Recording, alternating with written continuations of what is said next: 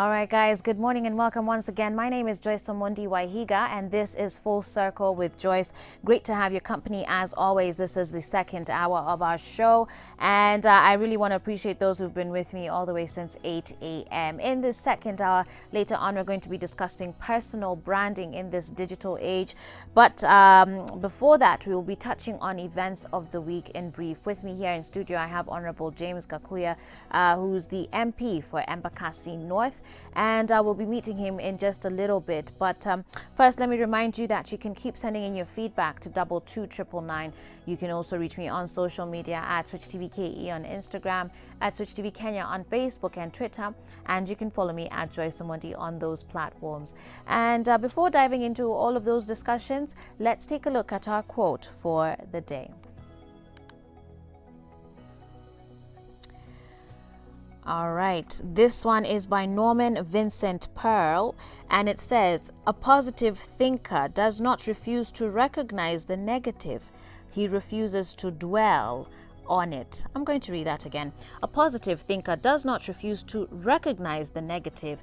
He refuses to dwell on it." That's by Norman Vincent Pearl. And indeed, certainly, all of us will go through difficult times, but the winners are always the ones who are able to pick themselves up, learn what they need to learn, grab some lessons and move on. Too many of us, unfortunately, however, stay down there and tunakaa hapo chini, tunakalia hapo chini, like when things have gone bad.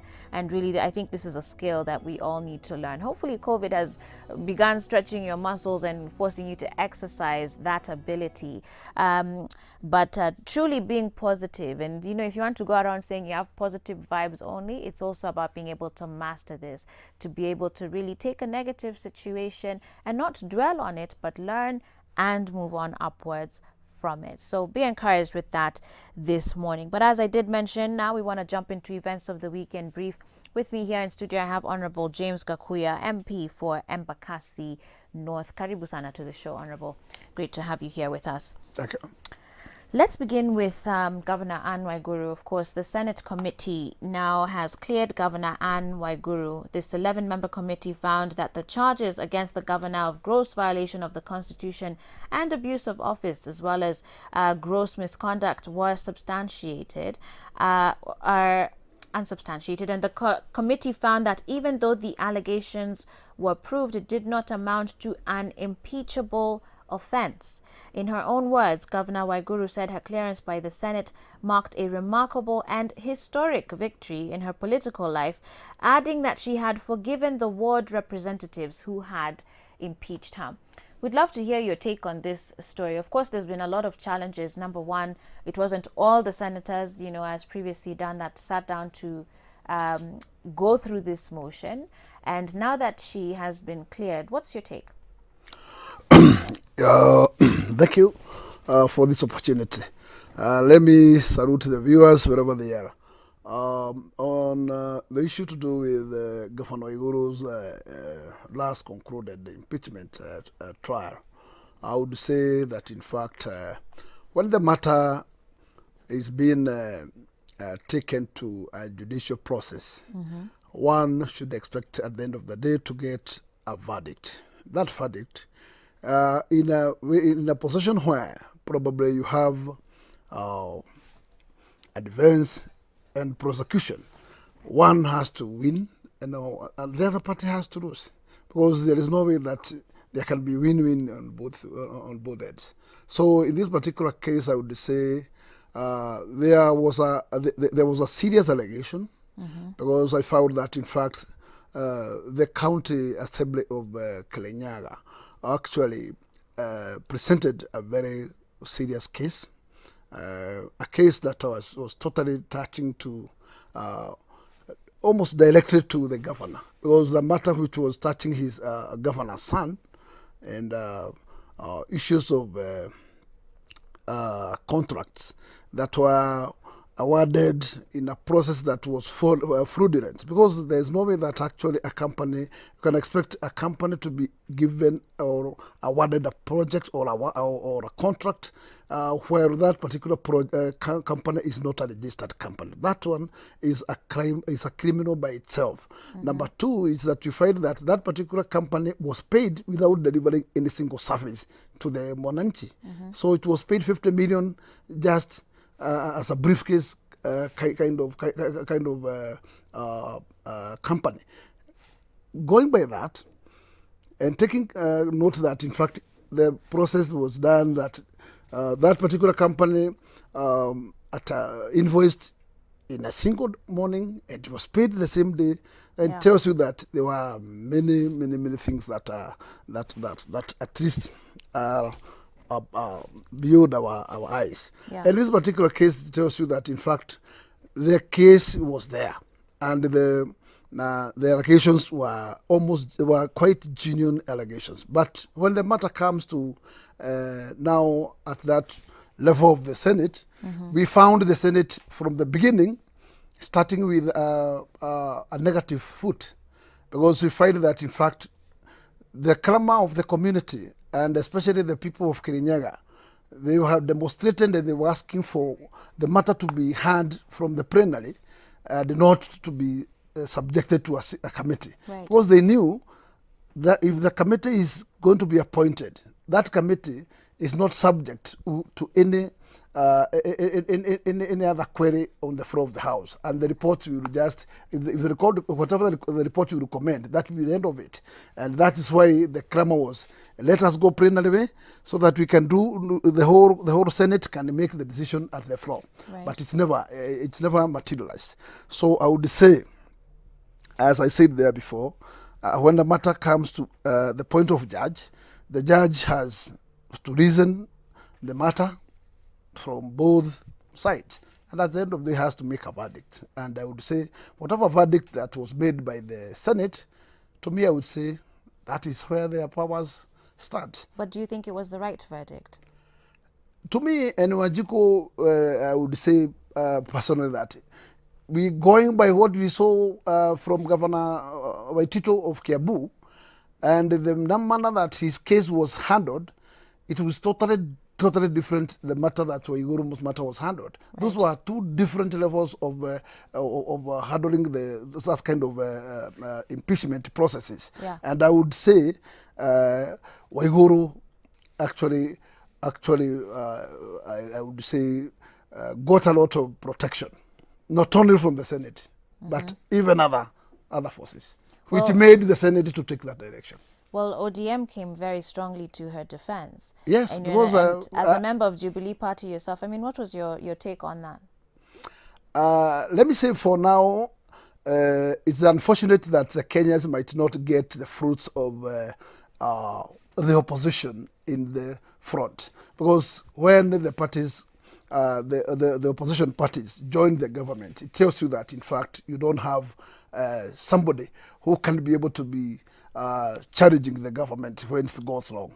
And when the opposition is the one which takes the lead of saying we are going to protect, then you cannot expect any good, any other good to reap any other good from that end. So when you say she was being protected, not just within Parliament, but those outside forces were there, because how high are these outside forces? When the Junet stood and said yes, as an ODM, we have taken that particular position of defending Waiguru, it is not Junet. That voice must have come from somewhere else. Do you think the president would have supported this? Even not directly, indirectly, it has to be that. Okay. Yeah. So as far as 2022 then is concerned, because someone here is saying, I think Anne Waiguru is the real Iron Woman playing games in a parliamentary session. Of course, there was a clip, a video we saw of her playing a phone game during a hearing of impeachment. I mean, wow. But it seems like she didn't have anything to worry about. She wasn't worried. It depends on how assurance one is given. It tells you that Waiguru, when the matter reached to the point of the Senate and the matter was prosecuted on the floor and the decision was made that now it is the matter is going to be handled by a committee. Then Waiguru knew very well that actually she has already gotten it. Yes. And you know, it was a very big battle because, you know, there were two Titanians. Because actually there was another force which was also was totally against. Yeah. But finally, Waiguru took it. Well, let's move on from that one and talk about now Governor Charity Ngilu, who is also facing an ouster bid. It's alleged that 3 lawyers representing the embattled governor were on Monday assaulted and forcefully ejected from the county assembly grounds of Kitui as the political tensions on the governor's side continue to escalate, with the impeachment process halted by the High Court and the summons not officially withdrawn by the Speaker. Governor Ngilu dispatched her legal team to protest alleged biasness.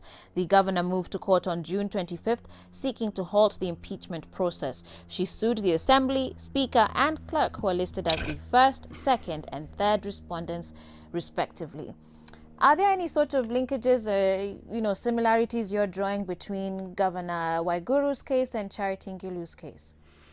Let me say that, in fact, it is a prerogative of the county government to take charge of these impeachment processes depending on the teething issues between them and their governor. Because there is no way that, in fact, the county can just wake up a single day, and there is no way that, in fact, the governor can be totally on a bad blood with both the chamber, the MCAs, and the speaker of that particular county assembly. But when you find a situation where the speaker and the whole team, the crew team of assembly are on one side and the governor on the other side, it tells you that, in fact, there is something which is not really budding in tandem. And this tells you that, in fact, the commencement of those processes of impeachment, wherever it commences, it tells you that there has to be ways to iron these, which has maybe been tried, but it has totally failed. And this particular case of Waiguru and Ngilu, similarity is that, in fact, it's coming at the same, almost at the same period. But actually, it is totally two different counties.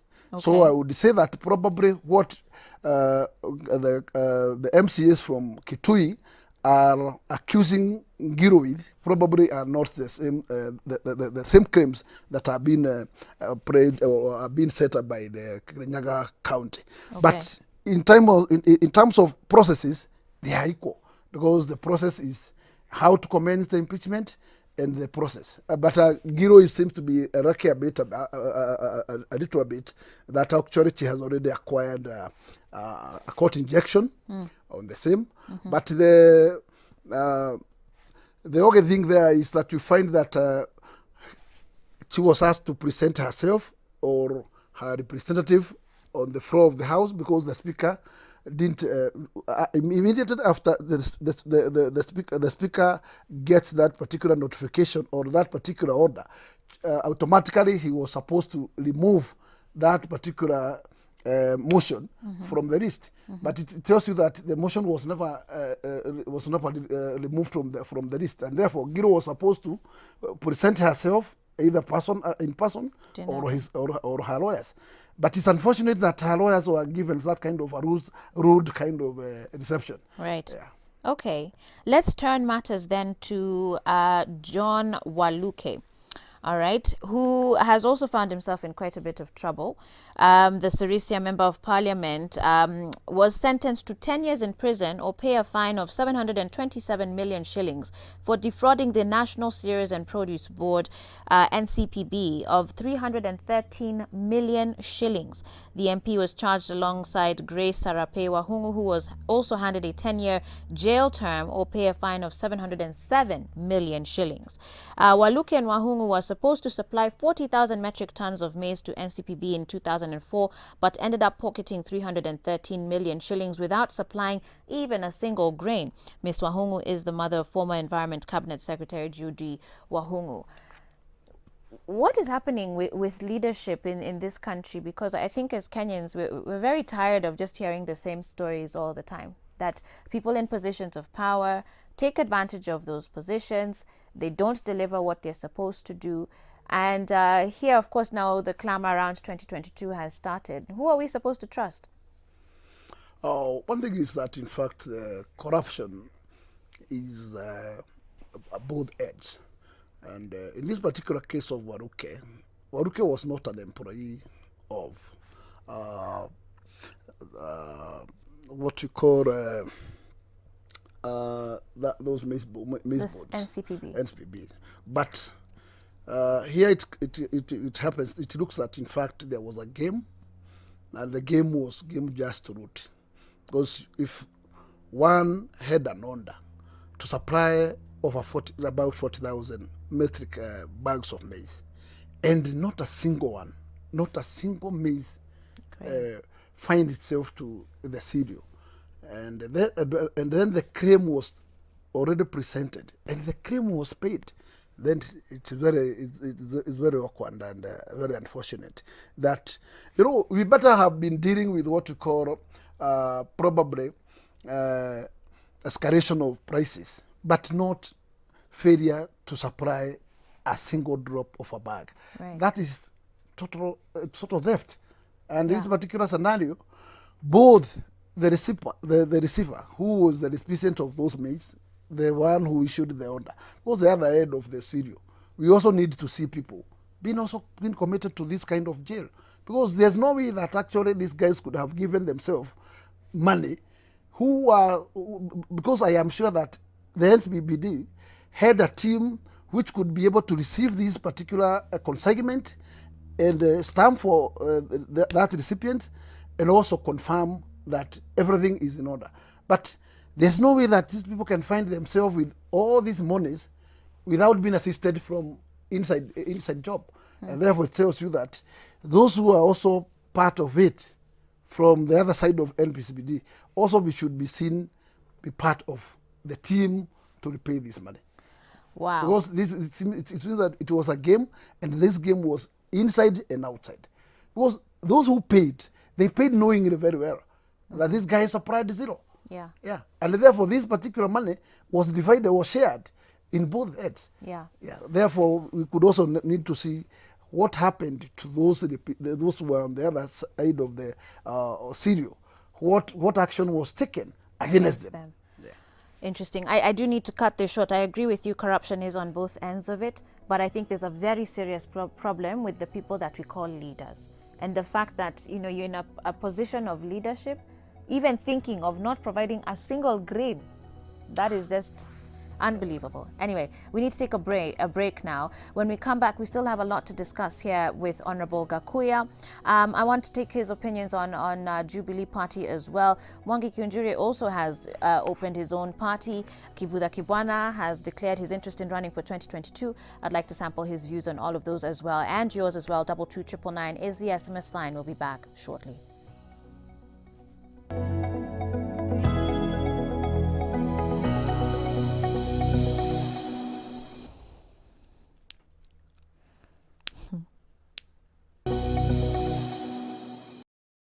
Welcome back to Full Circle with Joyce. I'm here with Honorable James Kakuya, who's the MP for Embakasi North, and we're going through events of the week in brief. I want us to turn our attention, Honorable, to Governor Mike Sonko. EACC officers raided his office, probing the land upon which it's on, saying that acquisition of the multi-million shilling property seems to be in question. The officers are said to have arrived at Governor Sonko's private office at around 10 a.m. to search the property as well as carry out an evaluation. This is after reports that claiming that the deal to acquire the property was dodged with controversy, including claims that the land was undervalued. I believe we have our caller on the line now. I want us to talk to Mr. Ben Mulwa, who is Governor Sonko's spokesman, and just hear what he has to say about this. Hello. Hello, Mr. Mulwa. Yes, I can hear you, Joyce. How are you? Yes, good morning. How are you? Very well, thank you. Good. So we're just... rafiki yangu mheshimiwa Yes, Kakuya. msalimie. Niko salama sana ndugu yangu. Asante sana mheshimiwa. Unaendeleaje? Niko mzima, tunashukuru Mungu. Very good. Good. Yes. All right. Yes. So, of course, Governor Sonko's private office being raided this week. Maybe you can just first begin by clarifying for us what the nature is of this office. Is this a private office that he had already completed acquiring? Foremost, actually, as you correctly put it, the governor is in the process of acquiring this particular property. Okay. And he started the acquisition process more than a year ago. But he's already using the property.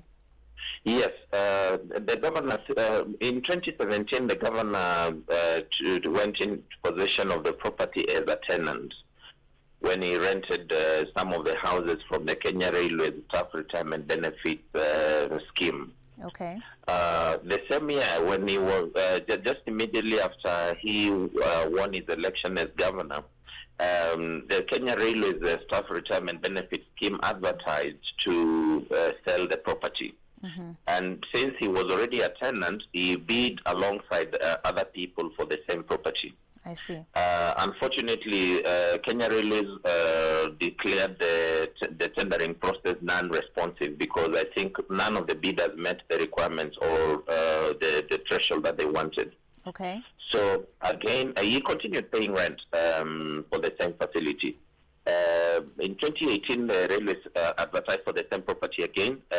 He bid alongside other people. He didn't win. Mm-hmm. Last year in 2019, again, they advertised for the same property to sell. Mm-hmm. And that's when his bid was successful.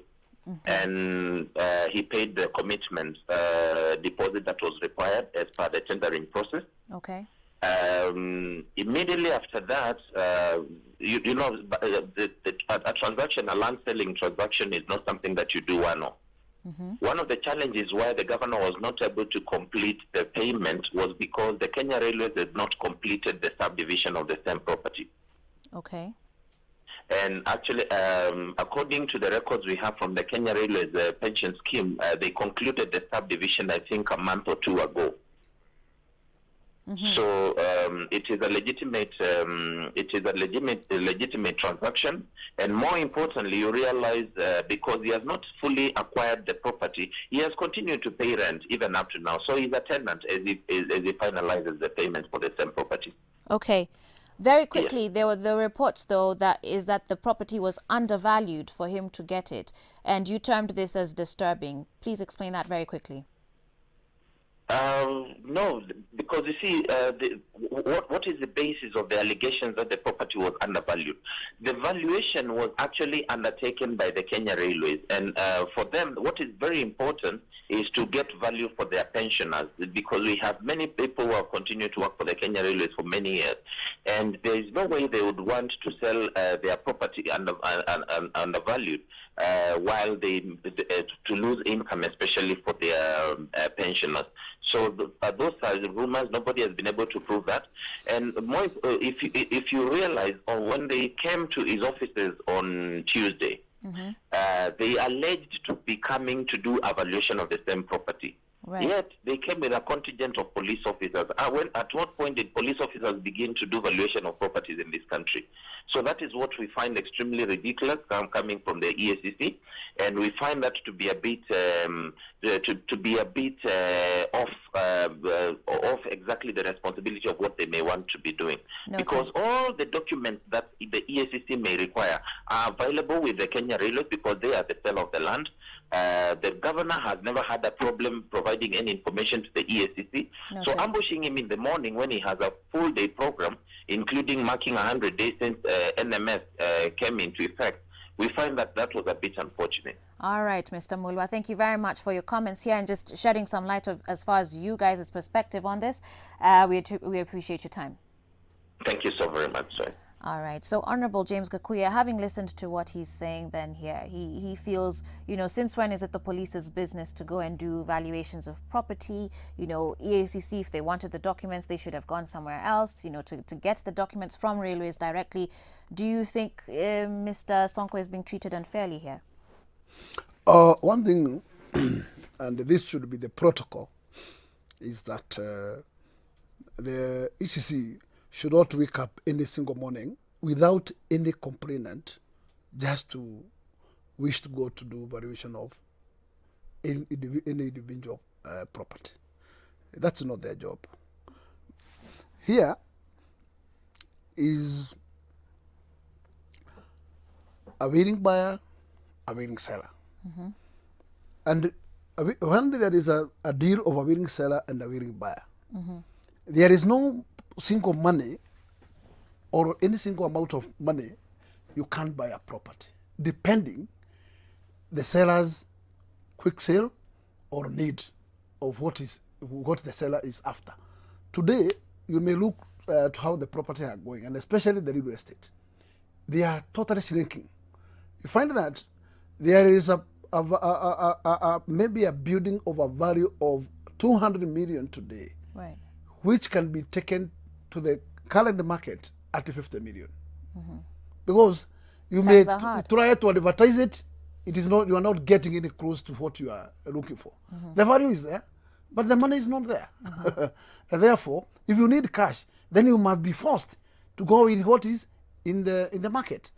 And then the market forced you to take that what is available. Right. And this particular case, I would say, this is a matter of a willing buyer and a willing seller. Sonko was a willing buyer, and there was a willing seller who is Kenyan anyway, pensioners. And in this particular case, I would say, if the complainant could be maybe the pensioners, that this particular property was undervalued, Yeah. therefore it was it is being sold at a throwaway price. Yeah. Yes, I think it's a genuine case, but it should be addressed on the right route. Okay. It's because I don't think the Sonko is coming anywhere here. Because now there is the seller who has every document. So the NCC should go to the seller, get the possession of the documents that were transacted. If in case the complaint is that in fact the property was undervalued. Okay. It's a matter that can be dealt at that level, because I am sure that in fact the Sonko cannot be able to deny ICC an opportunity to enter the premises to do valuation. But they With the right process. But they should speak themselves. They should tell Sonko what they are after. Yeah? And the reasons why these particular valuations should be done. Otherwise, you cannot just wake up and knock my gate and tell me that you want to do my property valuation. That's a rude shock. Okay. Even though you have an order to do that. Yes, I am the owner of the property. Yeah. I also need to be informed. Yes. But you just not wake up and knock my house, tell me I just don't. No. That's not a procedure. Okay, noted. I want us to turn to 2022 now. Of course, the Jubilee Party, I don't know how you're going to explain what is happening in your Jubilee Party. There's no problem. We shall explain. If there's a problem in the house, it's better. So it goes actually. There's no problem. When with the you party? have a wife and you have children, that's a whole family. Okay. And at least sometimes there can be some issues, some teething issues. But this seems to have gone beyond teething issues. I can tell you, those teething issues can go to a bigger issue. At a point you find that there's a divorce. Yes. Okay. Even in political parties, there comes a divorce. Right. Yeah. But don't you think it's almost too soon for this divorce? I mean, has the family really enjoyed the benefits of this marriage? The party has gone to 2 spontaneous elections. So it's not a simple, those are not a few days. That already so far, the Jubilee Party has taken this country to 8 good years. So you're not surprised by this divorce? You know, what we are seeing today is preparation for future. And it shows you that, in fact, whenever you find that you are wearing a shoe and you are feeling some pinches, it is you who decide at what point you require to change that shoe to go the size that it can pinch. So in this particular case, these are arrangement of 2022. And so that is why speaking of that, the of departure, this future. the departure starts from this point. Okay. Yes. Speaking of this future then, Jubilee Asili. What's your take on that one then? Because this isn't just a small departure from. No, from one thing Jubilee. I would say this. In Jubilee, it's better to understand that in fact Jubilee is made up of a correlation of number of parties. Those number of parties sat together, agreed to make sure that in fact they will shut their parties and join in one big party. And you remember very well that Uhuru came with TNA and Ruto with URP, and there were New Ford Kenya and their Tip Tip and others. And therefore, when they made up their mind to build one big Jubilee Party, I think it was genuine. But in politics, you find that, in fact, there is many shortcuts. At this point, I would say Jubilee has done enough, because in the first place, they managed to get the presidency and they took over the government from Kibaki. Secondly, they also took the government from the other team of the rest of the NASA. The NASA did them. But as we speak today, the most beneficiaries of this Jubilee government is not those who can call themselves the fighters who fought for it. Okay. Yeah, because you find now, who is enjoying today is Raila and their team. Yes, you have you have seen the other day, there was a correction, there was a signing of correction of Karoso Musyoka and the Jubilee.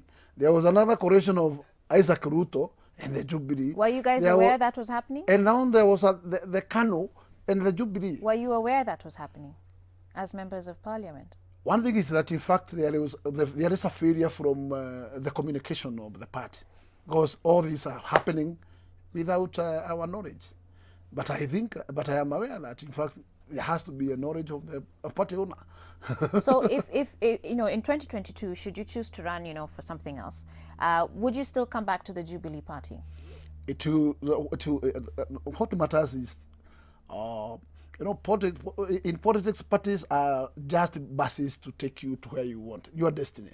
Okay. My destiny is parliament. So if I still need to go back to parliament, I'll just seek from the people what their views are. Currently, I am sure that, in fact, by 2022 it will be very critical a bit, to more creasing, because I am sure that, in fact, they will be having maybe two strong parties. Okay. This probably is now the new coalition of the probably ODM, Jubilee, and Wiper, and also the rest. On the other hand, you may find Ruto and other coalitions. Where does Kivutha Kibwana fit in all of that? He's also announced. At the end of the day, Kibwana will just merge with either, because there is no way the governor can be able to make his own way up to the end. Interesting. At the end of the day, he will join a team, either Odinga team or a Ruto team. But at the end of the day, the team will be two strong teams: Ruto team and Raila team. Okay. At the end of the day, and what will matter to me is how the Nairobi political game is, because you might find that the Nairobi is not like Geshagi. Here you depend with the cosmopolitan. Right. Then you need to know where the voice of the people are. Okay. And that is where you land yourself. Yes. All right. Because what you need, you just need that bus that will deliver you. And you must go where the majority stands. Yeah, but pia sisi kawa Kenya, we don't want our politicians to wapande tu basi waende. We want them wakwe na msimamo. One thing is that, in fact, the political parties have totally made it difficult to materialize in this country. There is no way we can say we having the parties are something to go with. They have very good what we call manifestos. Okay. But you find that at the end of the day, Kibaki started with an ANAC party. Then that NAC died before he reached his second term. Then he took another bus, which was PNU. Okay. And after PNU, you find that now Uhuru took another bus. Well, hopefully we are going to find something else other than a bus, towards 2022. Honorable James Kakuya, thank you very much for your time and for coming to the show today. Once again, he's the MP for Embakasi North. Tunashukuru. Asante sana. With that said, guys, we need to take a break now. And coming up next, we're going to be talking about personal branding in the digital age. This is Full Circle with Joyce. 22999 is the SMS line.